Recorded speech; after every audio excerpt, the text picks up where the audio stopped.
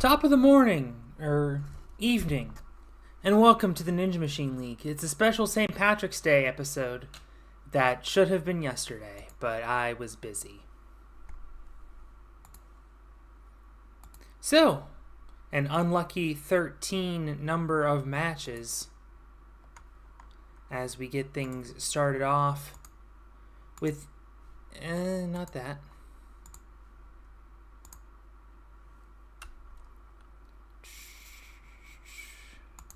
We'll give everyone another minute to get here anyway.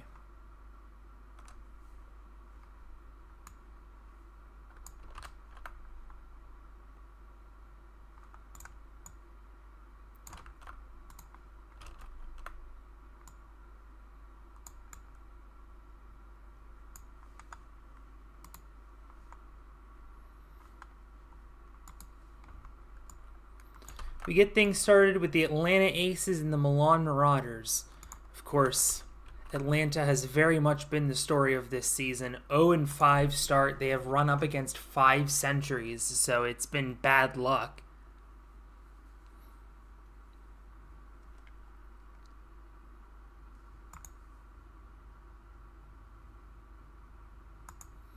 And Risens is here, so we're going to get started. Maybe.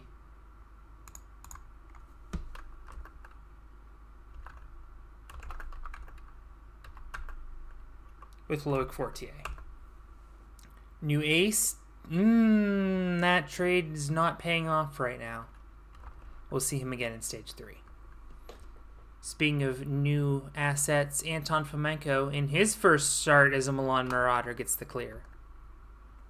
Ashlyn Herbert has done quite well for himself. He gets the clear there.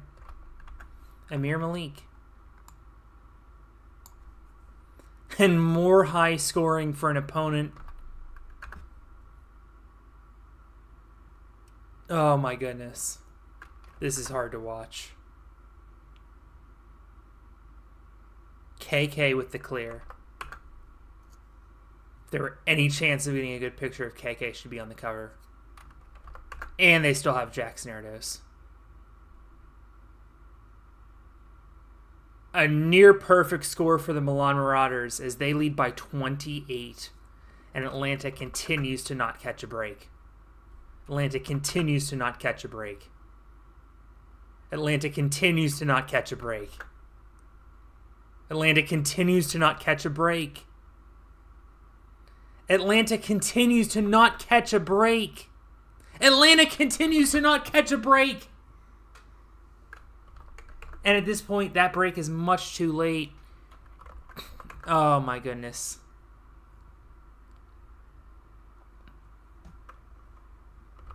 Well, it's going to be another century for an Atlanta opponent. So the fact that the Aces could not buy a clear tonight will not matter. It'll be 102 for the Milan Marauders. This is just for respect. Doesn't matter. And the Milan Marauders double up the Atlanta Aces. Milan, their 4th century, and getting back in the winner's circle after a 3-game slide. They move to 3-3.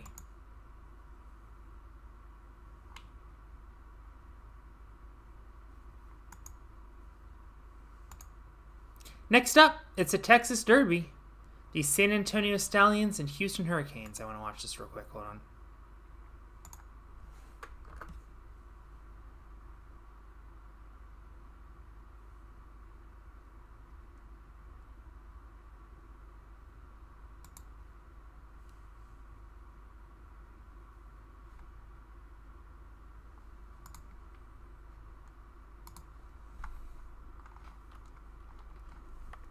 We do have 3 Texas teams out of 26, which is kind of wild.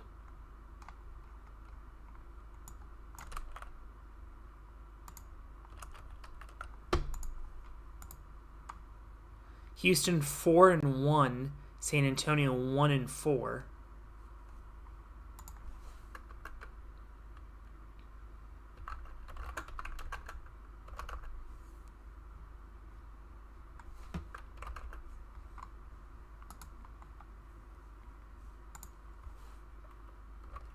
And Houston getting it clear. San Antonio 0 for 2 to start this match. Houston 2 for 2.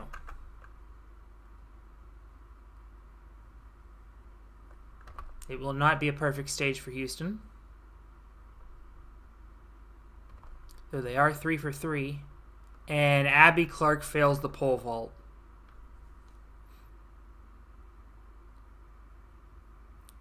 A 57. Okay, well, Atlanta, it could be much worse. As San Antonio currently primed to go down to 1 and 5. Abby Clark will redeem herself, to her credit.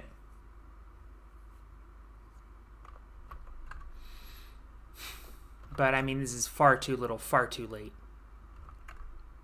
Nice. 78 to 41. I mean, third stage once again going to be irrelevant. Barring, well, now nothing. Interesting. Floating Cliffhanger has been kind of brutal tonight, actually. Daniel Gill failing Pizza Party.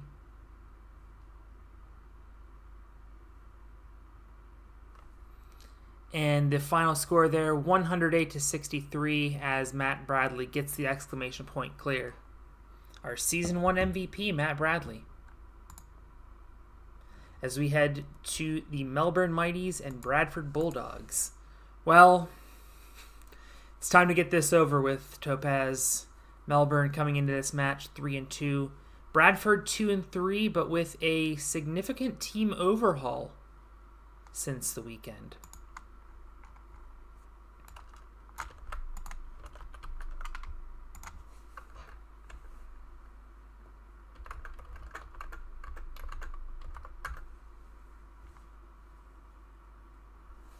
And we have started all 3 matchups with a fail so far.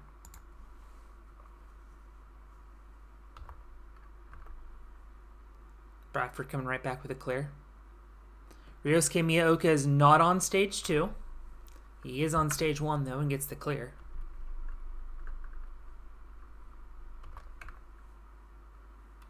We're starting to find a rhythm. Quick clear for Taylor Green.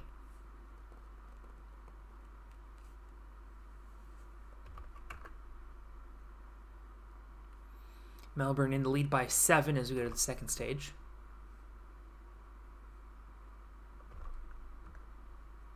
$888 for Jay Lewis.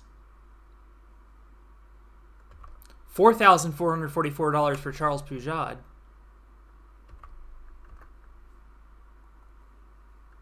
Michael Matthews will end the perfect stage dream.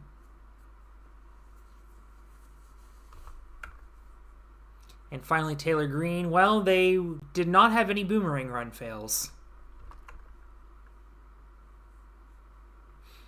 They lead by 18. Could we see a Shamrock win for Topaz?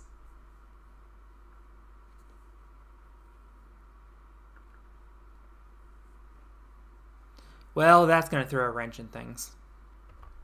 Clear for Bradford. I wasn't even looking. It was Aaron Maggiacomo, the new Bradford Bulldog. Jay Lewis needs a strong run here. And will get one in the form of a clear. Not as fast, but Melbourne came into this with a padded lead. Oliver Lutman now must clear to keep the Bradford Bulldogs in the game. And he does!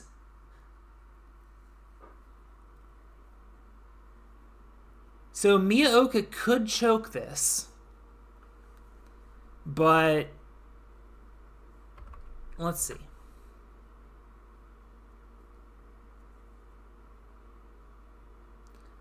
It will not be a quad clear. It's a rare big finish fail.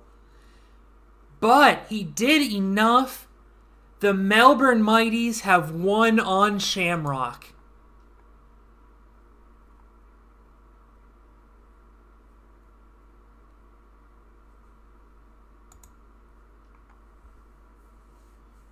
Strong game, double century. Bradford, though, unlucky with the season high score, they move to 2-4. But the acquisition of Aaron Magiacomo proving big, must be said.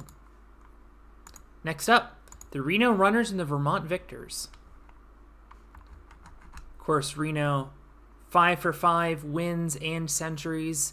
Vermont, though, no slouches themselves. After a 56 in week 1, they have yet to score below 95 since. They are 3-2, having won 3 of their last 4.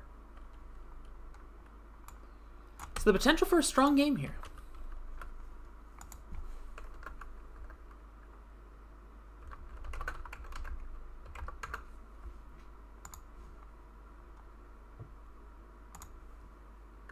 And finally, we start a match with a clear. Ryohei Yamamoto, though, much faster. Papu Popoff, $4,444 as well. It's a Shark Tank joke.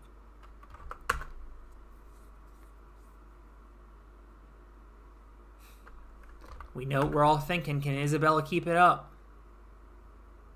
It's looking good. Yes. Lucas Reale, the new Vermont Victor. Yes. The new scenery made a big difference. And for the first time since the very first match in NML history, we have an 8 for 8 first stage on Shamrock.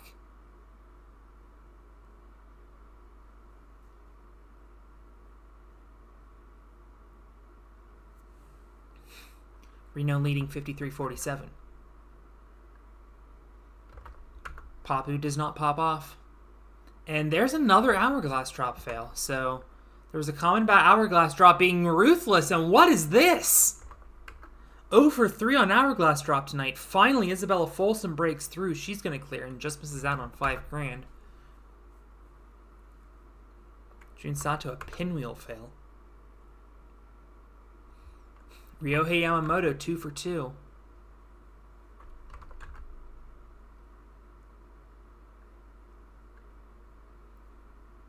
And Vermont unable to find a clear. Reno getting 3 there at 94.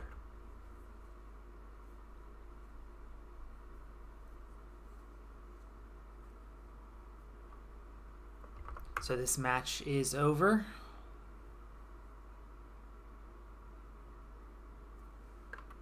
And Reno rubbing some salt in the wound. And Reno rubbing some salt in the wound. It'll be 68 for the Vermont Victors. And a new season high on Shamrock anyway, as the Reno Runners win this one, 130-68.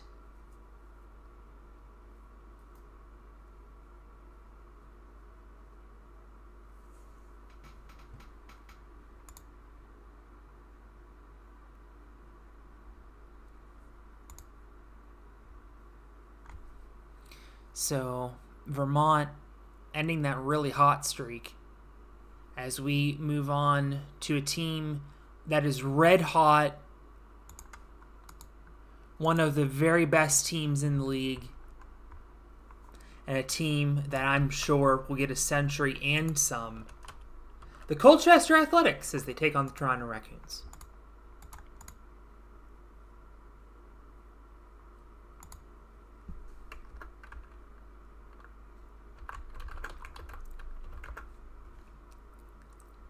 David Campbell staying in the lineup, but not coming on very strong.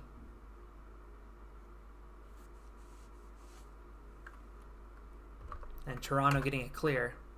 Joel Matley. Man, after that first week. Gray scored and leaving the door open. Oh, hold on. Hold on. Colchester in the lead. Toronto, by the way, set their Week 6 lineup 4 weeks ago.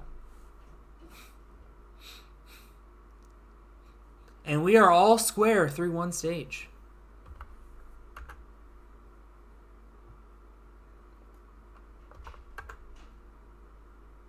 Gray score would not have had the time anyway. Yano Oshima doesn't even get that far.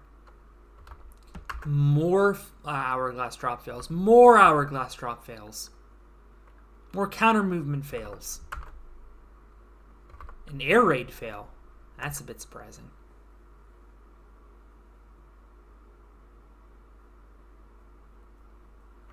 Colchester just missing out on $6,000 with the first clear of the stage. Can Daniel Mason clear? He can. No, he cannot. Oh, they needed that. And they had the time, too. Toronto with a 13-point lead. David Campbell, though, this is his strength. Was his strength.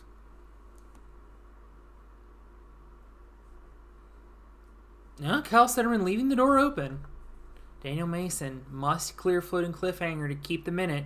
And he does. Is he going to clear? He does!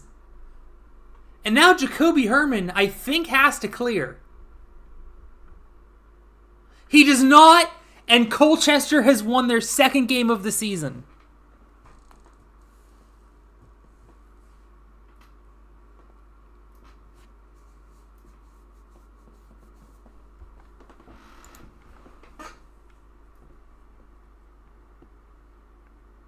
I mean, this one much less surprising than their first win of the season. In fact, 64, the second lowest score of the season. It is a new season low for the Toronto Racoons. A whopping 4 clears in that one.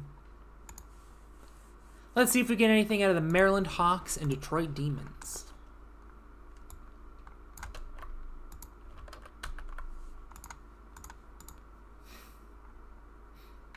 Detroit is 2-3, although they have lost their 2 games where they got a century. They've yet to score below 80. Maryland has scored below 80. However, anytime they've scored at least 80, they've won, including 118 points last week. They are 3-2.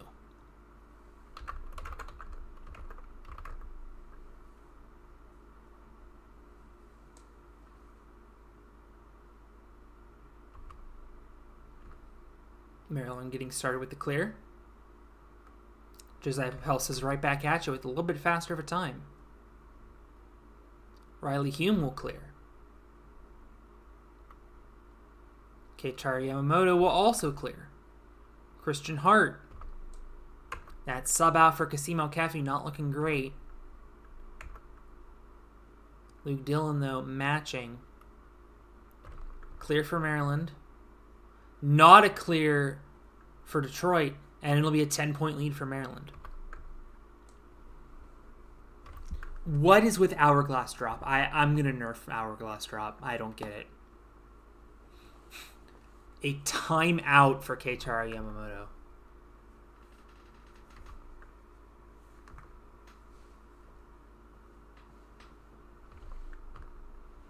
Detroit taking a lead now. Maryland takes it right back. Christian Hart fails pinwheel, and it's a 6-point lead for Maryland. However, Maryland will have to go first since they stage 3. Floating cliffhanger fail. Josiah Papel, also a floating cliffhanger fail. Isaiah Thomas needs to put on some pressure. He does not. And look who it is. Matthias Norell. The man who has about 8 walk-off stage 3 clears in his career. Can he do it again? No, he cannot. The floating cliffhanger tonight, absolutely lethal, as the Maryland Hawks squeak a win 74-70. They go to 4-2, Detroit to 2-4.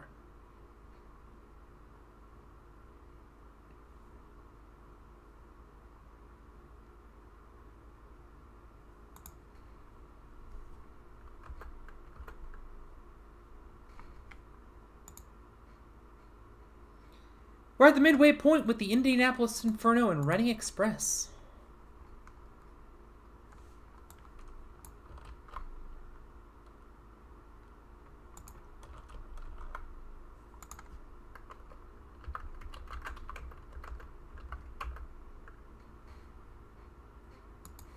Nejiri to corkscrew fail to start things off for Indianapolis, who scored a century last week but lost. They're 2-3. The Reading Express 3-2 despite being a league team for a bit there.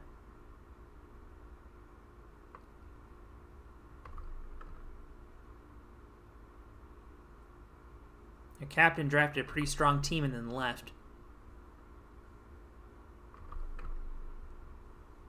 Building from the ashes, the Tampa Bay Gaspars. But it is the Indianapolis Inferno who have a 7-point lead. Make that only 9, and there is a boomerang run fail of the running section. Not even the... Okay, sure, whatever. Yuri Prokudin failed counter movement 3 times.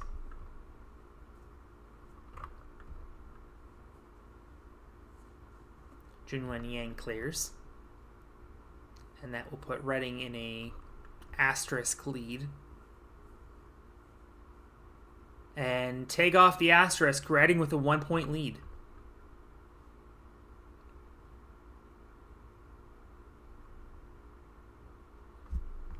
And Reading with the clear Yogev Malka. Oh no! Yuri! I tell you what, this course, Spinal Tap being 3.1 can just be so ruthless. 24 points you can get for clearing a stage. Instead, a 0, Ilyan Sharif will not clear, and the Reading Express win this one 105-80 and move to 4-2. The Reading Express are on a 3-game win streak. Look out, everybody. Next up, Vancouver Voyagers and Cologne Condors.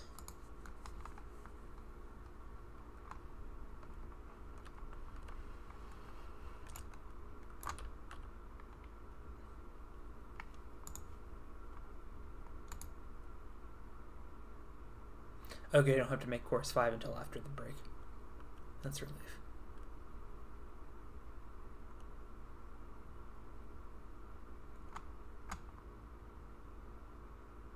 Oh, it says Season 2 schedule. When does it say Season 2 schedule? I'm not paying attention at all. Vermont.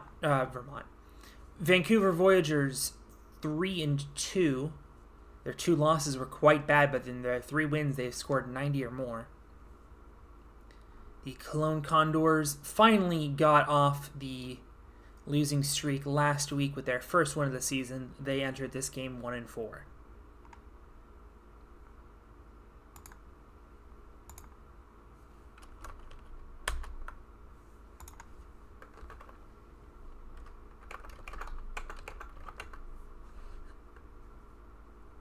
Rory Jago will get us started with the clear. Ethan Bartnicki, oh dear.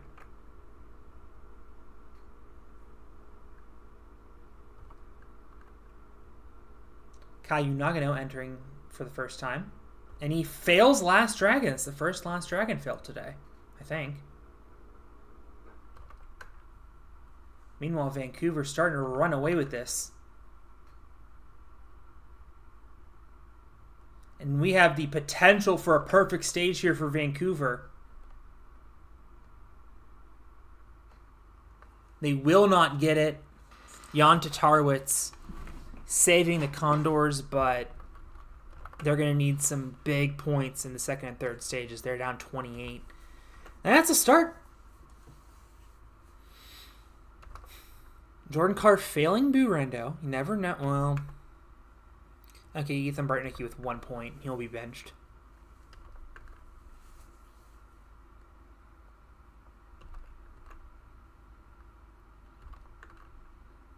Caillou Nagano with 10, at least.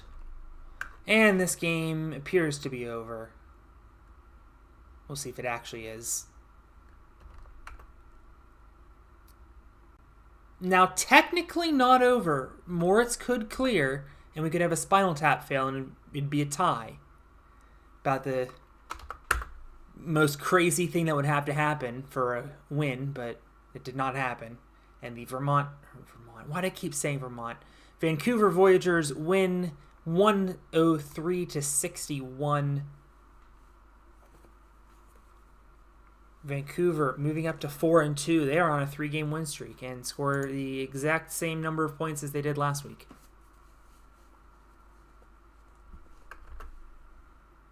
I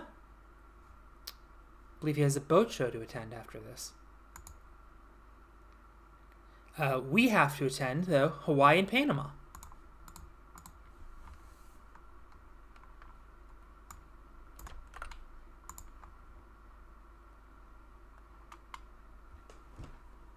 Hawaii started off with a 113 and a win. They have lost 4 in a row since. Panama won 3 in a row and then have lost their last 2. So both teams on a losing streak, needing a win to right the ship. Olivia Vivian will go first and fail. Oleanic will clear. Yato Takasuka will not. Gilmarantz will. James McGrath getting Panama on the board.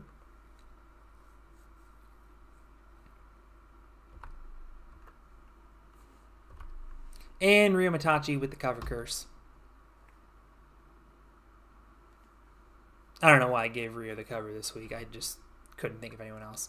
Nearly a 58 for Hawaii. We've had some strong first stage performances today. Couple 57s, a 56, and a 55.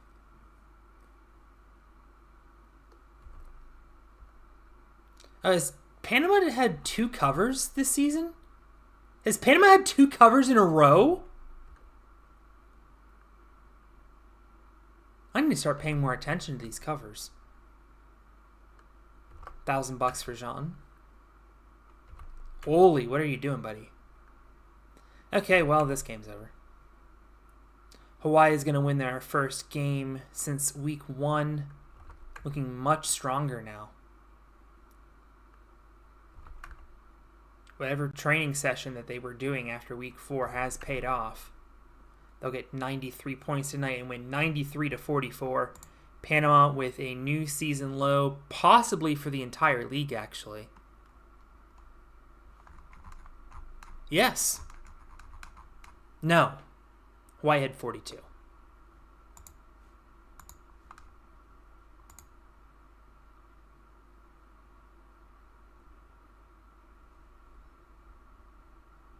Chicago just made a trade.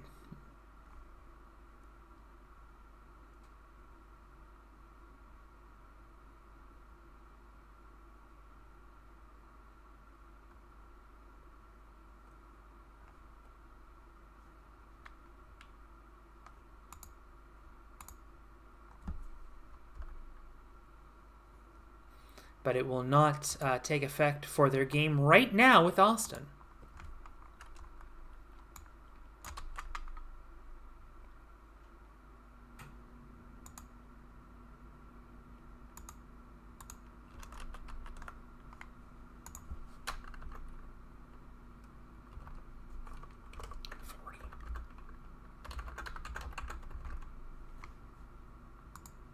Sam Leahy, a new start, but it does not pay off. Austin trying to find something. They had a 102-point win in week 3 and have lost every other game. Chicago is 3-2 and have yet to score less than 89 points. Things not looking so hot thus far.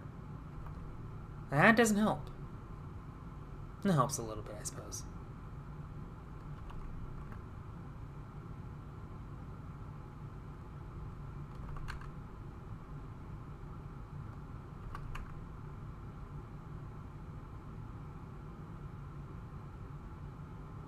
Katie Bone with a nice clear.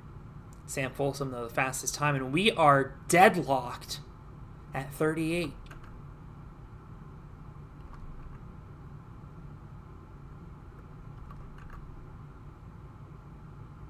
Well, Sam Leahy with only 7 points, but you never know. Maybe next week will be better.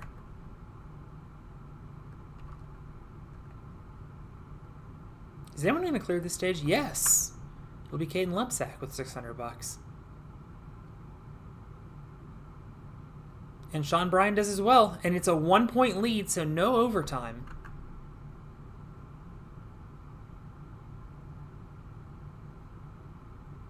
And Tom Alberti with a clear.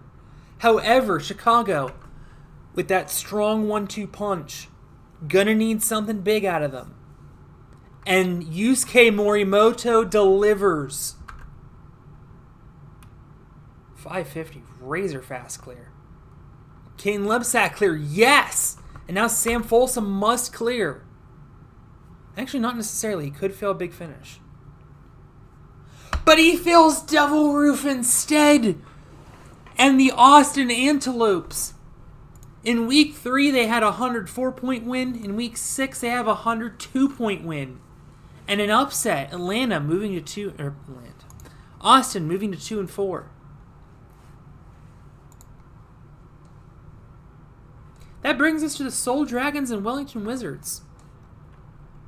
Seoul in their 4 wins have 88, 98, 97, and 99 in a 77-point loss. Wellington has alternated win-loss, so they would be on the hook for a loss this week if that pattern continues. Seoul 4-1, Wellington 3-2, both very strong teams.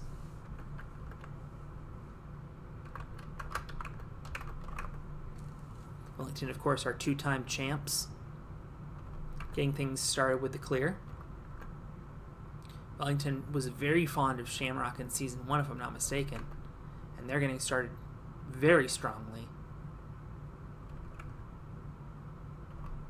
Oh, Naxagir more lets them off the hook. Josh Miller with the clear. With some Fibonacci numbers as well.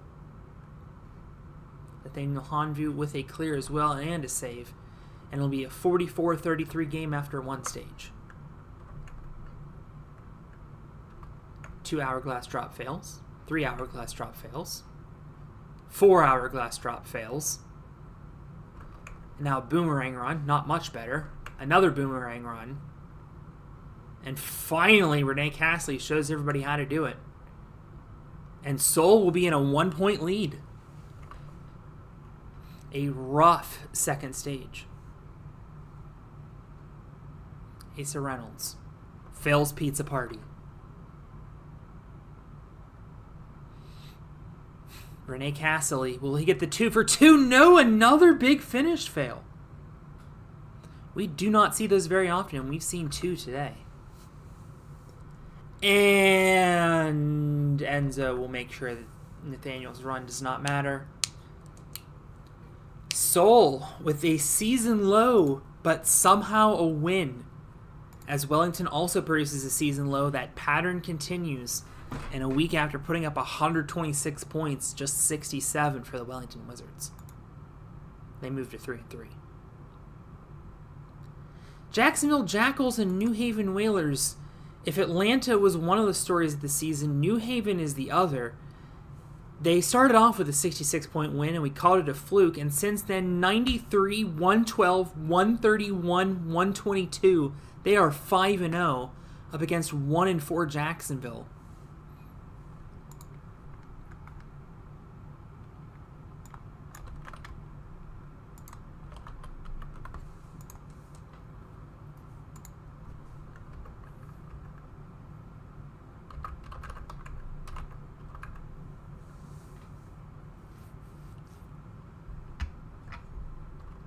A half-second timeout there by Reefman. Interesting. And an outright Last Dragon fail by Mai Watanabe.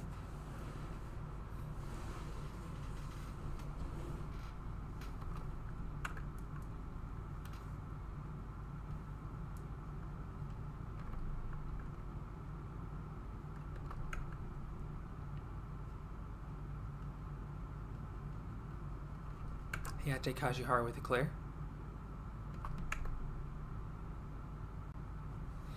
And it'll be Jacksonville with an 11-point lead. Wouldn't this be something for a 1-4 team to beat the undefeated New Haven Whalers? But still a long way to go. Wreathman, 0 for 2 tonight. Flip Rodriguez will similarly fail. Willie Brown John will similarly fail. And it's Mai Watanabe timing out by under a second. Spencer O'Brien has been a strong story this season, but not there. And Hayate Kanjihara finds a way. So the Jacksonville Jackals looking real strong. Hans Hertz with $100, but needed more than that. An 11-point lead again for the Jackals.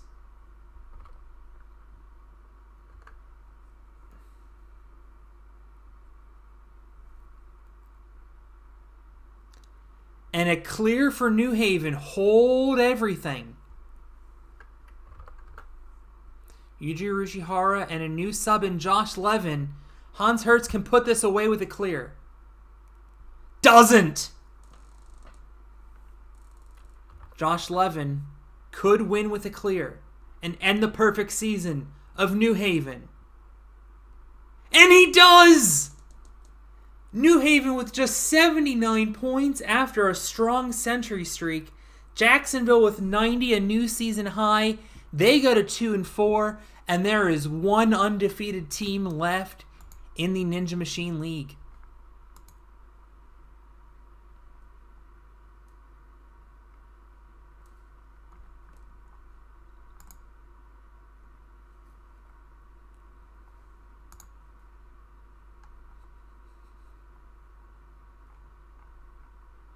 Well, that leaves just one game, and if you're doing the math at home, you will know that it's the Minneapolis Mystics and San Francisco Overdrive left to run. Gee, I wonder what course they'll be playing.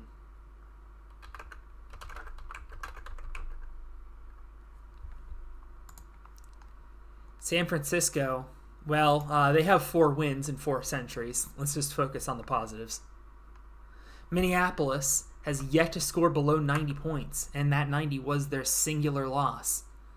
Both teams entering this match 4-1. Definitely deserving of Game of the Week.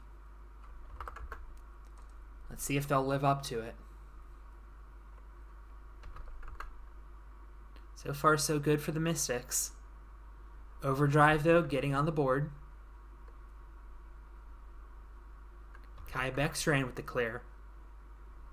And a fast one at that. San Francisco leaving points on the table. And a mother tongue fail for James Sanella, who almost got the cover this week, but I couldn't find a good picture of him. So somehow he's getting cover cursed. Oh, it's a Beckstrand derby. I just noticed that. Kai and Luke Beckstrand get the 2 fastest clear times of that stage. I think this was a rivalry week game, was it not? Last season? 6 counter movement fails, and then Millie Baker just immediately fails hourglass drop anyway. Jonas Shone fails board 1. Didn't even know that was possible. Tyler Smith clears in a blazing fast time. I've said razor fast a couple times. It's not a saying. Oh, come on, Charlotte. You gotta do better than that. Alright, well, this game out of reach. James Snell gonna put a stake in this one with a clear. Luke Beckstrand gonna need to get 2 clears and help. Well, that's a start, but Tyler Smith, I think it's still over. Well, now it's definitely over. San Francisco in their 4 wins have 121, 125, 102, and 114. And their 2 losses, 76 and 65. Minneapolis keeping their head above 90 once again, and they move to 5-1. How will that affect the standings? We'll see momentarily. But in the meantime, everybody say goodbye to Week 6 and to Abby Cutts on the Chicago Crusaders. She has been traded to the Cologne Condors. That trade now official. Waiver wire now open. We will see you in Week 6.